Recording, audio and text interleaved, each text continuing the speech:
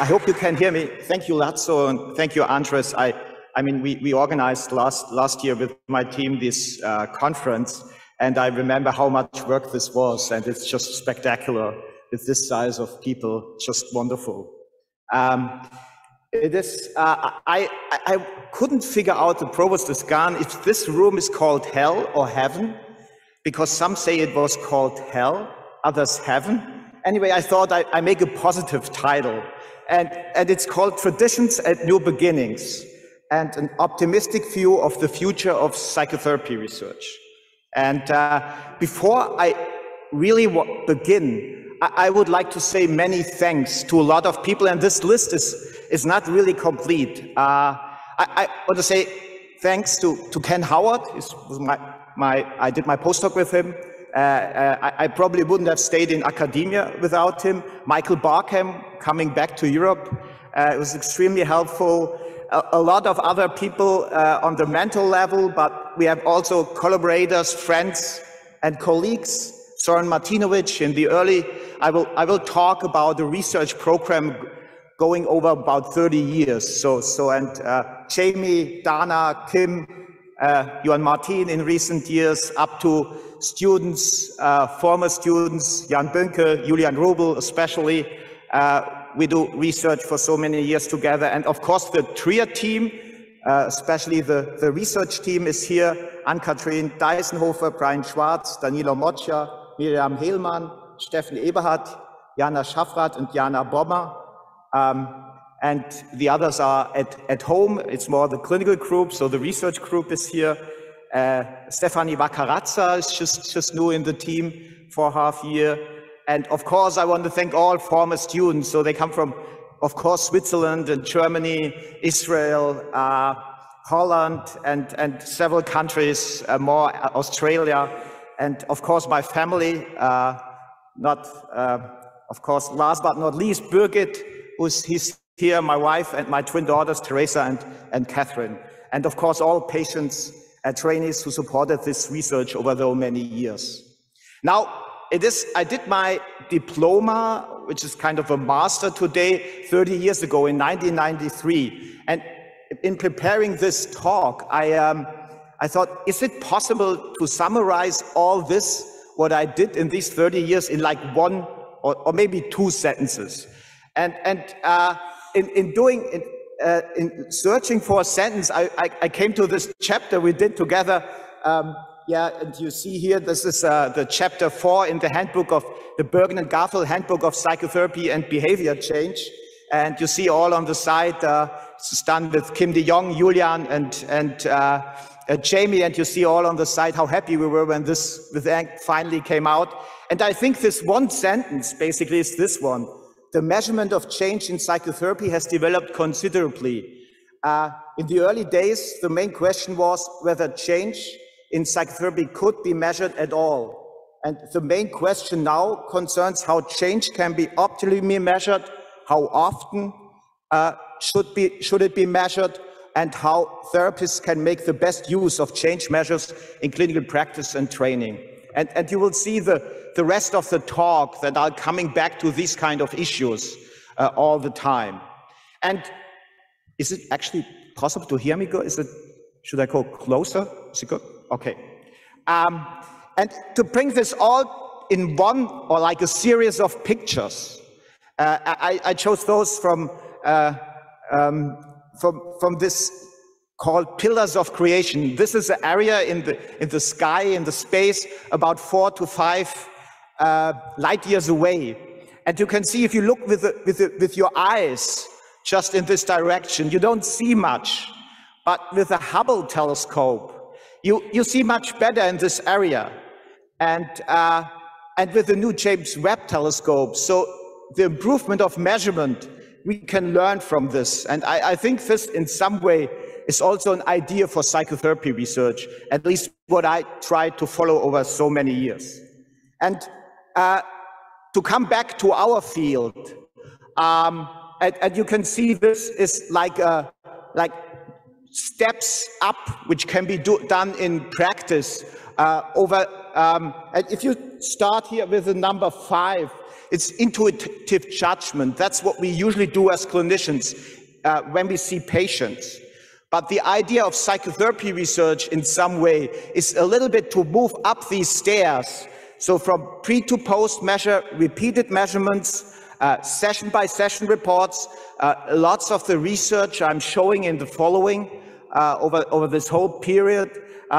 This is on session by session reports and up to intensive longitudinal assessment or even analysis of videotapes. I'll come back to this at the end, giving some outlook. And of course, as more you do this, as more you go a little bit away from the intuitive judgment, it more challenges gets to implement this into practice, as more knowledge therapists need from this research background. And I think this is an important task actually for our society too, to transfer, to give this knowledge into clinical practice. And as more this information can be used for clinical decision support, not to replace clinical decisions, but to support this, these decisions. And I'll come back to this.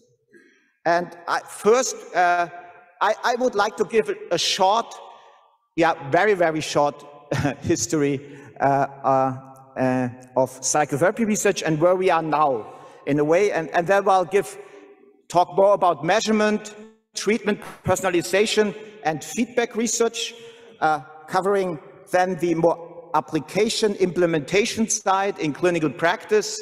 And I will give at the end some new developments and some discussions or ideas, what I think that might be ideas for the future in thinking and doing research in this direction. And to start, I would like to start with these two SPR traditions.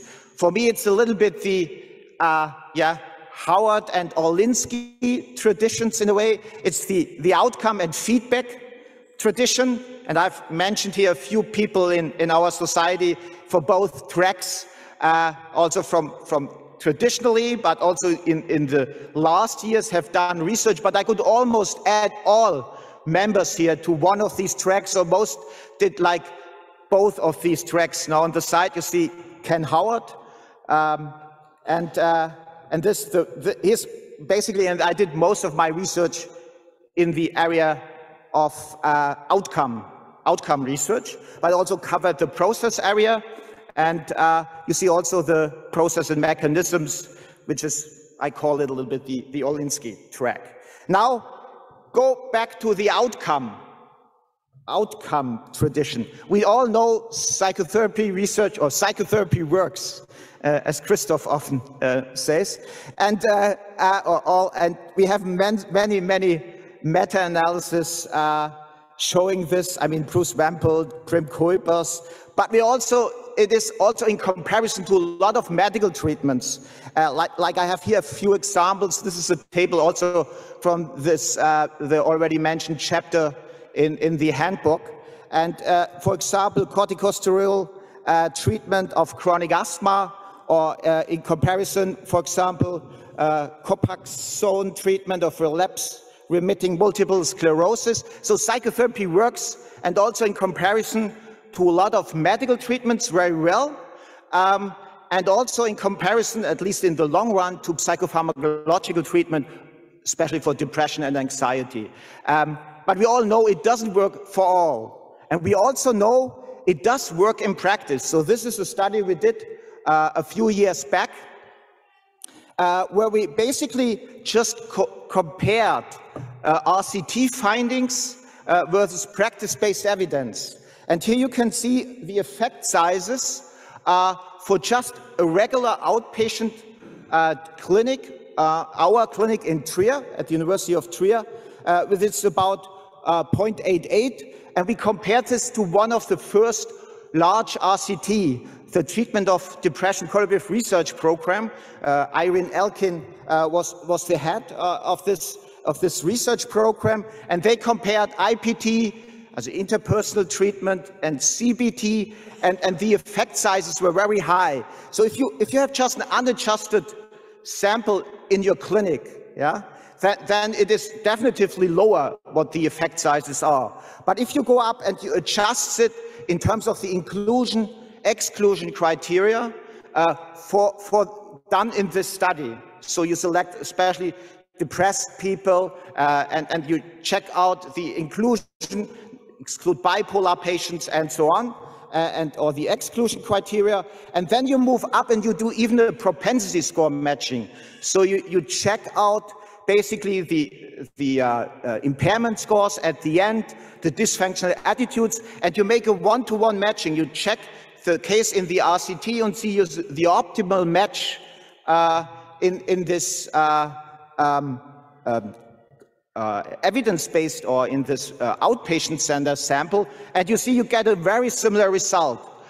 So what we see here, it is psychotherapy works also in practice. And also we know there are therapists on outcome, on treatment length, or therapist effects, and dropout. This is the study we did a few years back in the German health insurance company. And what you see here is like individual therapists and their effects on treatment outcome. So higher scores are here, effect sizes, their effects on outcome, on treatment length. So higher scores are here, shorter treatments and less dropouts. And as you can see here, for example, well, first I should say they do not correlate with outcome. So even so, the therapist effects in terms of treatment length and attrition, they correlate a little bit, but not with the outcome, therapist effects on outcome. And what you see here is the results of this. We have a therapist here, it's kind of a super shrink, yeah? It has, this therapist has a high outcome effect, it's all controlled for initial impairment, and short treatments and a low dropout rate. Now here we have a therapist, for example, in this sample, which has not such a good result. There's a low effect in terms of outcome, high dropout rate, and long treatments. But especially interesting is also this group here. We have like therapists who have a very high effect size, who do very well, yeah, independent of how impaired patients are, they treat. But they have like an average treatment length, but they have a high dropout rate. So it's interesting, for some patients, they seem not to stay, but for those patients which stay in treatment, these therapists are doing very well. So, and yeah, I'll mention once in a while in between presentations who want to see more and hear more on these topics from students or colleagues. I'm involved in the research, and Ann-Kathrin Deisenhofer and Miriam Heilmann, they will give a talk during SPR on this issue. And now I'm coming to the process side. And when Michael asked me to lead the first chapter in the handbook, I was a little bit concerned, could I do this? And I was going back to the first chapter of the Bergen and Garfield Handbook of Psychotherapy Research from 1971. This is a chapter written by Urban and Ford. And they said, I really like that psychotherapy did not develop in a continuous way. After the first psychological interventions emerged at the end of the 19th century, the development was not a simple linear progression toward more precise and effective procedures and change strategies. Instead, it was lateral, meaning that many different variants of psychotherapeutic treatments or treatment orientations were introduced. And this, of course, we all know this holds until today. And if you look to this, how this looks in practice, we have here the Society of Clinical Psychology, APA, a list of empirical supported treatments. And you can see here, alone for depression, quite a large group of treatments or different treatments who have like, modest or strong research support, which does mean in the end, we don't know which treatment would be best for which kind of patient. And if you look to the third wave developments, so-called third wave development, we have a similar situation in the CBT tradition, the ACT, behavioral activation, CBASP, DBT, or we have this also in the psychodynamic tradition or in the humanistic tradition, when we look at mentalization-based therapy or emotion-focused therapy, they all come with their own disorder and change theories. They come up with professional organizations or associations and training guidelines, but we have still limited knowledge of differential effects, mediators, or the causal network of process outcome relationships. And if you look more into this box, and I'm just doing this here for the CBT treatment strategies, but it could be also done for psychodynamic or humanistic approaches or systemic approaches. And if you look into this, so we have like the traditional treatment strategies, going back to behavior therapy or cognitive therapy, exposure, classical behavior therapy, but cognitive reappraisal, this would be a cognitive strategy. But now in these days, it gets more and more advanced, and we come to acceptance, mindfulness, and the emotion-focused elements, which are also included in this, as well as larger level strategies like motivational clarification, problem actualization, or the therapeutic relationship and resource activation. Now, we could actually start to unbox this and think in a more trans-theoretical direction. If we want to, it might work. This is, for example, the strategy we use, where we, in our clinic, as a guideline for our training program, where we basically use researched areas and processes, and here I mentioned a couple of names in this area who did some research on these processes as the basis for the training program. But for clinical training, and also, of course, for clinical practice. But if we do this, we should be moving slowly in this direction. I know this is a tricky topic, but even if we do this, it doesn't necessarily improve our treatments. And I think what's additionally necessary is like a measurement-based or data-informed strategy. So going away from simple RCTs, doing treatment comparisons, and looking for average effects, and adding more and more treatment approaches to a stronger focus on patients at risk for treatment failure. So for those clients and patients where we do not see progress yet. And we can actually do this already using decision support tools developed in feedback research, e-mental health, and also modern machine learning algorithms. And I will explain this a little bit more in the following. But all this should be staying in the hands of the clinician. So we talk about a scientifically trained therapist, but these decision tools do not the decision. The therapist does the decisions. And of course, we have we are faced with a large patient and setting variability in our field. And we need, of course, international collaborations, and SPR is the best place for this, to do cross-validations in different cultures and settings, of course. So I'm now coming to the measurement issue, personalization and feedback. How would this look like? And we handle this, we have the scientist-practitioner gap, as I already described it in a way. So on one side, as a practitioner, we do some intuitive personalization and adaptation to our clients and patients.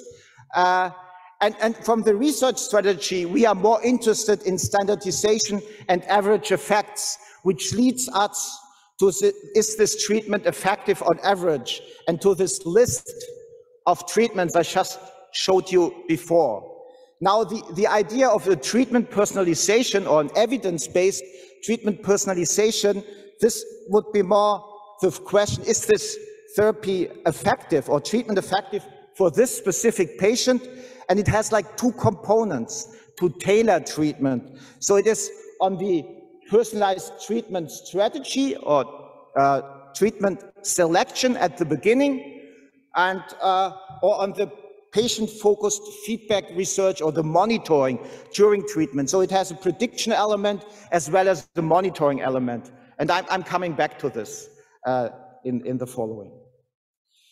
And all what I'm presenting now goes back to like my own 30 years of psychotherapy research program, which I've done mostly with samples from the US, the UK, Switzerland, and Germany, and a couple of other countries on expected treatment response, therapist effects, and dropout research, and patterns of change, early response, sudden gains and sudden losses, and as well as routine outcome monitoring and measurement-based and data-informed psychological therapy. This is all, if you want to see it that way, like integrated in the whole 50-year tradition also of the handbook.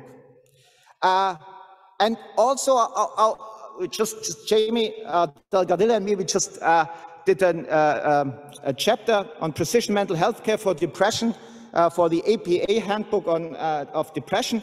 And we selected different strategies or research strategies looking for precision in or treatment selection, adaptation, and precision mental health. And this is what people have tried over the years. So selecting treatment packages or protocols. And you can see a couple of examples here, like the Personalized Advantage Index, Zach Cohen, Rob DeRubis did introduce. We used often the nearest neighbor concept with a couple of prognostic models, the selection of treatment strategies and modules or processes, as well as using intensive longitudinal assessments to personalize treatment. There's also research on therapist patient matching, and of course the routine outcome monitoring. I'm covering not all of these areas, but quite a few over my talk. And I would also start, or like to start, with the treatment prediction or treatment selection, treatment strategy selection part in the context of a system we call the TRIA Treatment Navigator. So the basic research we did over the years was implemented into a software which is also used in our clinical training program and in clinical practice, making use of this kind of research. And the treatment or the pre-treatment recommendations at the beginning, they provide dropout recommendations as well as treatment strategy recommendations at the beginning. I'm coming then later to the personalized adaptive recommendations. And this goes a little bit back to research done in 2005, 2006 in Switzerland. It's a little bit similar to predicting avalanches in Switzerland. It's quite hot here, so it's not a real topic, but in Switzerland, as they do predicting avalanches, they use information from a lot of days on one mountain, how wet the snow is, how much snow there is, and then they select, if a new day comes along, they select the closest days and use the nearest neighbors, the nearest days, and make a prediction if there is an avalanche or not in this. And when there is on 7 days, the 7 closest days an avalanche, it would be like a high probability for an avalanche, and this skiing area would be closed. Now we are interested not in snow depth, so we have more impairment, the diagnosis, the chronicity of patients. I mean, how long patients have that problem already, if they had previous psychotherapy treatment, and use those predictors to search for the closest cases already treated in our sample. And this little animation showed you how this looks like. Now it's multidimensional, but you have a case and you search for the closest already treated ones, and you make a prediction. Is in this study, is it better to do a CBT protocol-based treatment, or is it better to do a combined CBT IPT treatment, as we did in this study? And you can see, if you do this, you can do individualized predictions. Yeah, based on the case, a new patient comes into treatment, you search already in your database, what is the best option in terms of treatment for this case, or is there another option for the next case? And here you see 2 examples where we did this. On average, the 2 treatments were not different, but for about a third of the cases, there was a difference. And as you can see here, for example, you see the red line shows a better prediction. You have that already at the beginning. Before treatment, a better prediction for the combined CBT and IPT treatment, whereas on case 2, on the left side, you see a better prediction for the treatment with CBT for that specific client. And we did a lot of different evaluation studies using these kind of techniques over the years.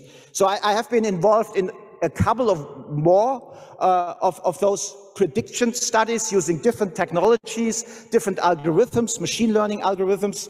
You can see here just an overview of those with different disorders like PTSD patients and from samples from different countries.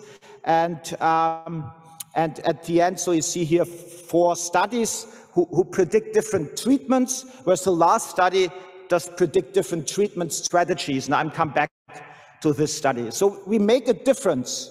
So it's about a 0.3 difference.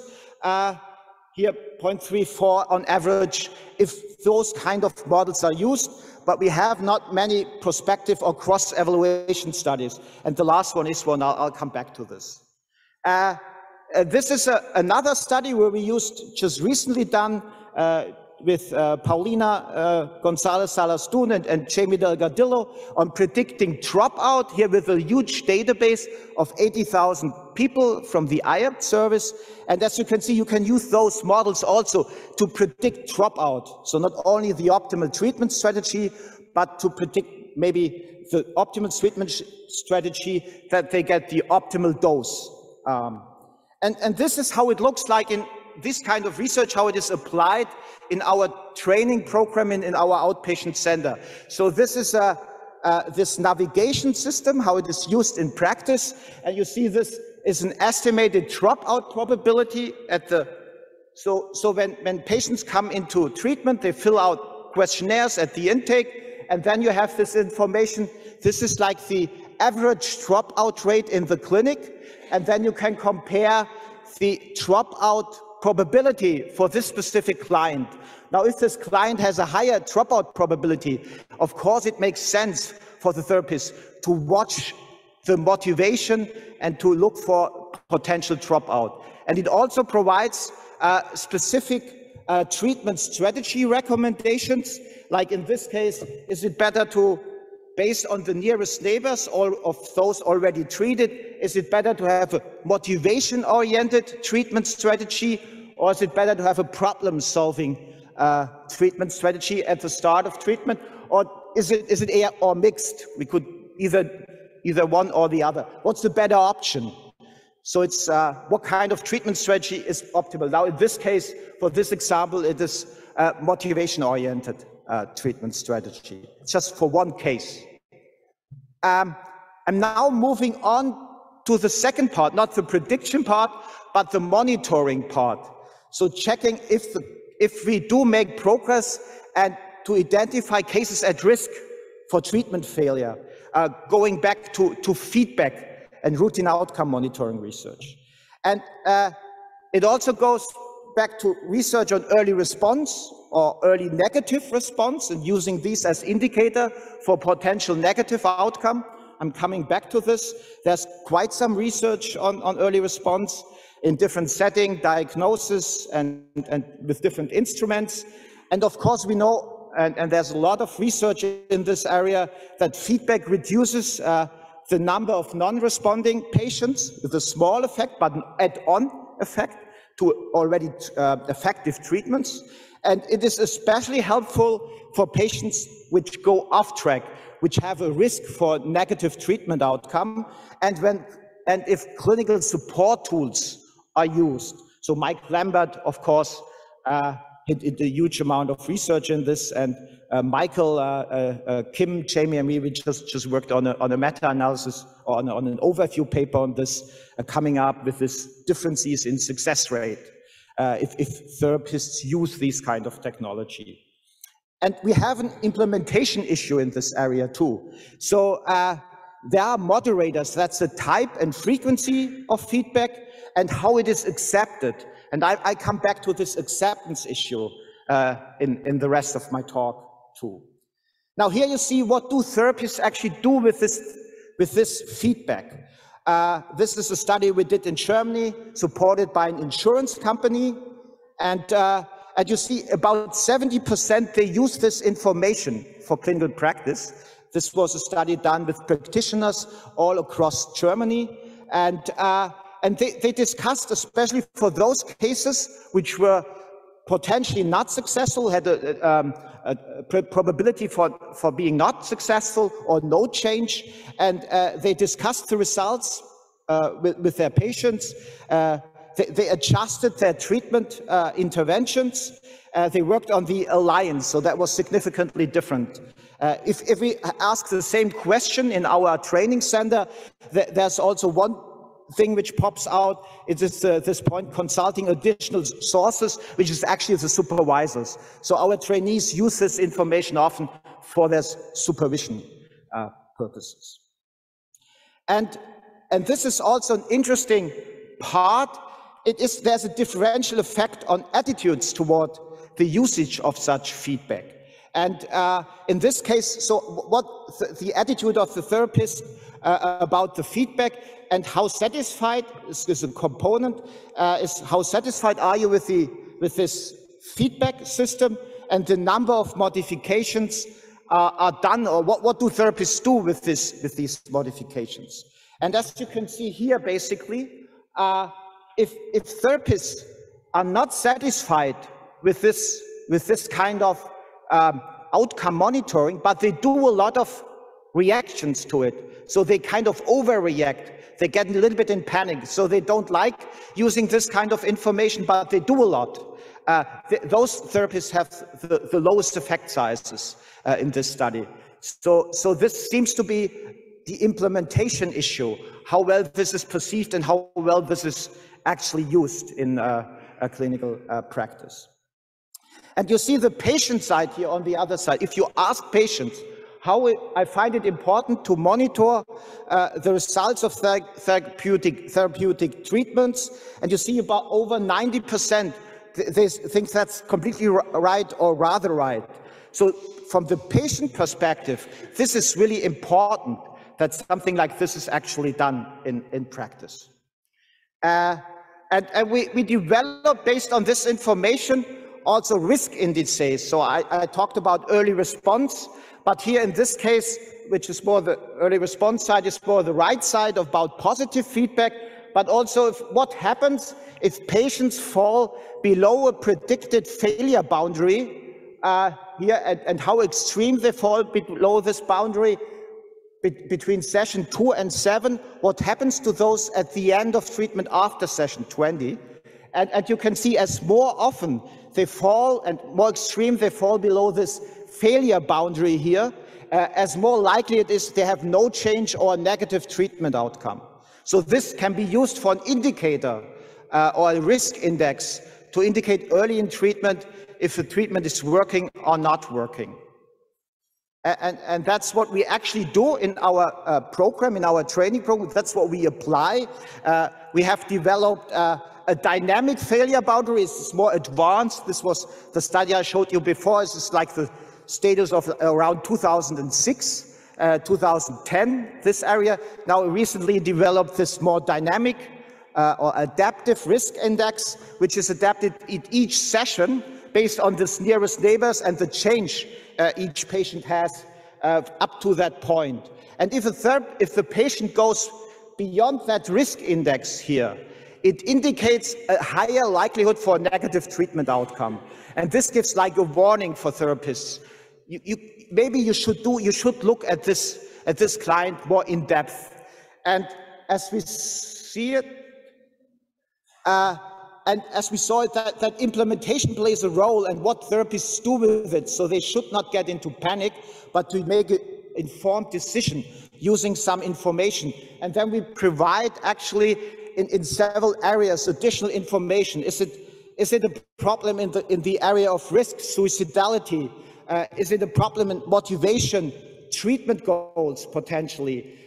Is it a problem in therapeutic alliance? Is it the social support or critical life events which happened during treatment, which made this kind of going into this risk area, or is it emotion regulation, self-regulation issues? And then therapists can click on this specific area, and they get additional information what they can do in this area. So, for example, this shows part of that information. It's all available on the internet. And for example, if we know, okay, this patient has a risk for negative outcome, yeah, and the patient says, I wonder what I'm doing in therapy. Actually, I find it boring. Yeah, we all know something should be done. We can't just continue. And then this offers the additional programs and modules to help to deal with this.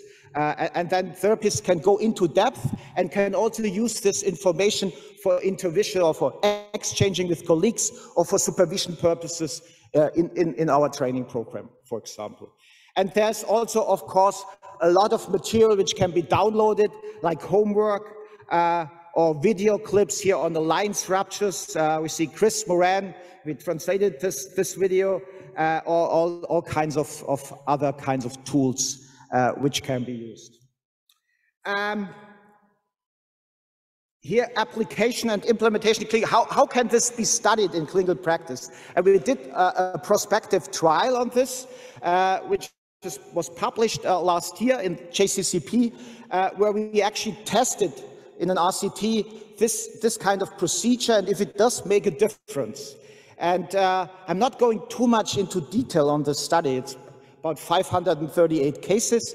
But what you can see here, the recommendation at the beginning does work. So if therapists follow these recommendations they get at the beginning, it seems that it's problem solving or motivational oriented, and as clearer the recommendation is, so as clearer the statistical differences, and therapists follow this kind of recommendation, as more difference it makes for patients. So it is not necessary that they follow, they can overrule the system, but it is recommended to make it in a meaningful sense, to make use of this kind of information.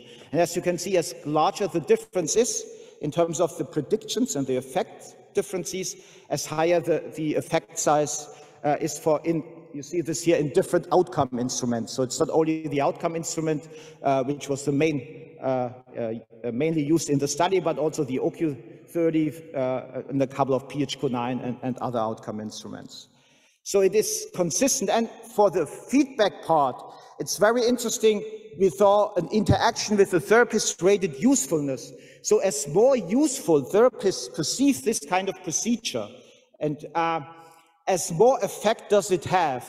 And that's especially interesting for the not on track cases, because if therapists find this useful and we know the case is not on track, has a risk for negative outcome, and they use this system, it seems they come to almost the same effects as if for the on-track cases, so the positive developing cases.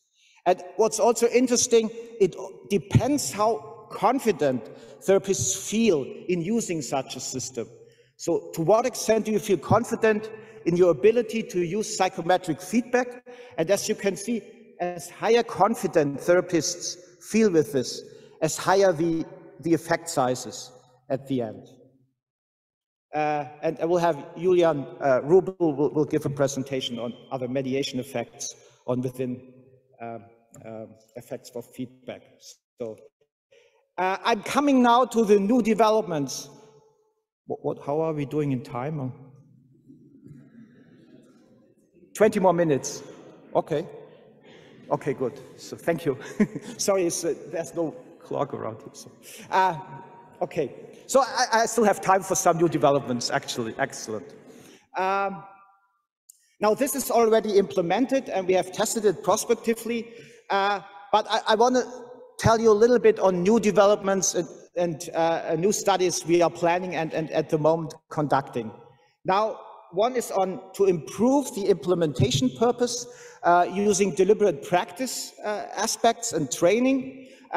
and also to improve the precision with machine learning algorithms or different ones, as well as improving the measurements using EMA, ecological mobility assessments, or even multimodal video analysis. And this is the deliberate practice part.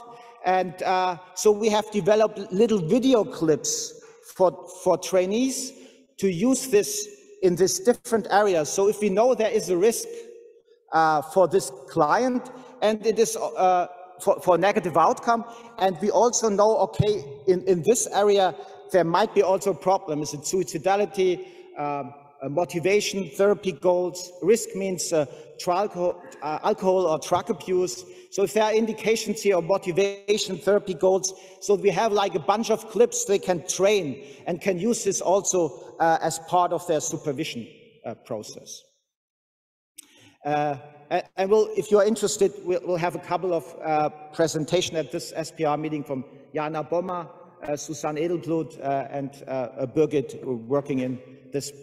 Some are more on case conceptualization, but in this area of in-depth looking on this training part. And the second thing is improving precision. So this is then going a little bit more from this clinical side to more the statistical machine learning side, and testing different algorithms, going beyond this early machine learning algorithm of nearest neighbors. Now in this study, a student of mine, Björn Bennemann, he did like testing like 45 different machine learning algorithms to improve the prediction of dropout. And as you can see here in the 2043 cases, and was tested then on 500 cases. And indeed, the best machine learning algorithm did indeed better than the traditional ones. So we'll have in this line of research not only on dropout, but also in prediction of treatment processes or strategies. We'll also have Danilo Moccia, Jana Schafrath, Juan Martis Gomez-Penedo, Robin Wester, and Stephanie Vacarazza starting working in this or continue working in this direction. And now I'm coming back to this nice picture on improving measurements, and we also do an EMA study where we use like repeated or very intensive longitudinal assessments at the beginning of treatment, maybe in the waiting list. Can we use that information to improve our predictions, for example, for dropout? And we have done a study using networks a few years back, where we were indeed able to better predict dropout rates using this intensive longitudinal assessments versus cross-sectional assessments. But we will have now a new project in this area where we're testing like on a larger sample, and we'll also try to use these variables and to see if we can even improve our feedback. Now, for example, this client was wearing such a wearable and is also indicating stress level, and this was a patient as a hairdresser and always had a lot of stressful clients. This shows you the stress level 24 hours a day and over 2 weeks. And you can see like specific clients who have been very stressful for that client. So we'll see if that can work, and this could maybe in the future be implemented, but we'll see. And Miriam Heilmann, Mila Hall, and Jan Bönke more on the measurement side, will also have presentations in this area. I'm coming back to this. Well, anyway, the next step we're using is like video analysis. So we use the videos. We have a large database of videos because each session gets videotaped over many years, and we do multimodal video analysis. So we use like the automatized transcripts of the video sessions, as you can see here, as well as the emotion recognition, as well as like the movements, and the audio clip. And we can also have like logs between those and how good they synchronize patient and therapist. So this is the next step. We were a little bit slow because the diarization between therapist and patient took longer to process, but we are now there, and we started to have the first study. It's just submitted in this area, and it's just a simple sentiment analysis of just the text basis, just the text of the session. And it is sentiments, it's like positive, negative sentiments with a large language model. And you can see that these correlate very high with after session assessments of positive and negative emotions, as you can see here. But what's also very interesting, these sentiments, they also correlate very high with the after session report we use, like something like a short version of the SCL9, the symptom checklist, like a depression scale. So the correlation between those sentiments is as high as this self-report measure has with the therapist report. With this, the global assessment of functioning. They also correlate about 0.5 with each other. So that's an interesting development also in how are we able to build up processes also with these kind of measures and using this on a multi-layer, in a multi-layer version. Zahnarztflorim, for example, does a lot of research in this area too, and many others in this society. So I'm coming to the end, and this is the discussion. I think our treatments might be, we'll see, be more oriented on precision, maybe more also on trans-theoretical concept, as well as measurement and data-based. And with hopefully a focus more on patients at risk for treatment failure. So not just focusing on average differences with adding more and more treatment approaches, including new technologies, measures, and designs, and to see research also as part of clinical training as well as identity. And what's of course at the end also a word of caution. So it is to use data for the benefit of patient and transparency, and it is to support human decision making. Yeah, I think that's an important thing, especially if we talk about AI, machine learning algorithms. It's to support decision making. It does not replace. So it's a data-informed treatment. I think that's an important point to make. So what's the future? I think further improvement of measures, implementation, networks of research clinics. A couple of initiatives started already at SPR, and to be able to compare settings and cultures, minority groups, underserved populations, and especially to do prospective studies, so testing this in specific or different implementation areas. So basically that is it. Many thanks.